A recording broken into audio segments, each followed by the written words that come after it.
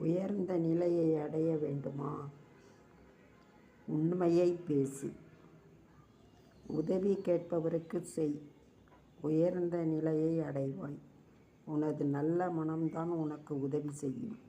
பெற்றோர், உறவினர் கூட அந்த அளவுக்கு செய்ய முடியாது. மாட்டு வண்டியில் சக்கரம் மாட்டின் காலை பின்தொடரும். அதுபோல நீ செய்யும் பாவம் உன்னை தொடரும். உன்னுடைய நிழல் போல நீ செய்த புண்ணியமும் உன்னை தொடரும். புதிதாய் கறந்த பசும்பாலை போல பாவச் செயல்கள் உடனேயே புளிப்பாக மாறுவதில்லை. பாவத்தை செய்வது எளிது, ஆனால் புண்ணியத்தை செய்வது கடினம். பெற்றோரை ஆதரித்தல், மனைவி குழந்தைகளை போற்றுதல், இதுதான் வாழ்வின் பெரும்பாக்கியம்.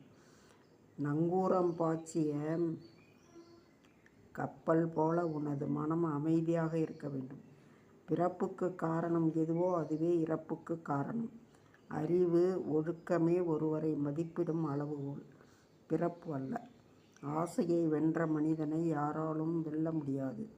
நீ உன்னை புரிந்து கொண்டால் பிறரை புரிந்து கொண்டதற்கு சமமாகும்.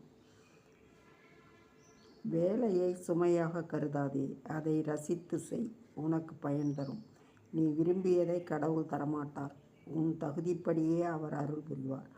மனம் ஒரு கண்ணாடி, அதை நல்ல எண்ணத்தால் தினமும் சுத்தம் செய். இப்பிறவியில் நீ சந்திப்பவர்களை முற்பிறவியிலும் சந்தித்திருப்பாய்.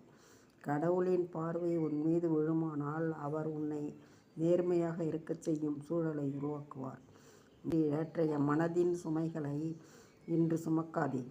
மலரின் தோற்றத்தை எல்லோரும் பார்க்கலாம், அதுபோல் உன் மனதையும் வைத்திரு. பிறரது விஷயத்தில் தலையிடாதே, அதுதான் உனக்கு நல்லது. நேர்மையும் தன்னம்பிக்கையும் உன்னிடம் இருந்தால் வெற்றி உறுதி. பாடத்தை சொல்லிக் கொடுப்பது மட்டும் ஆசிரியரின் வேலை அல்ல, நல்ல வழியையும் அவர்தான் காட்டுவார். நீ கற்க வேண்டியது நிறைய உள்ளது. தினமும் ஏதாவது ஒன்றை அறிந்து கொள்.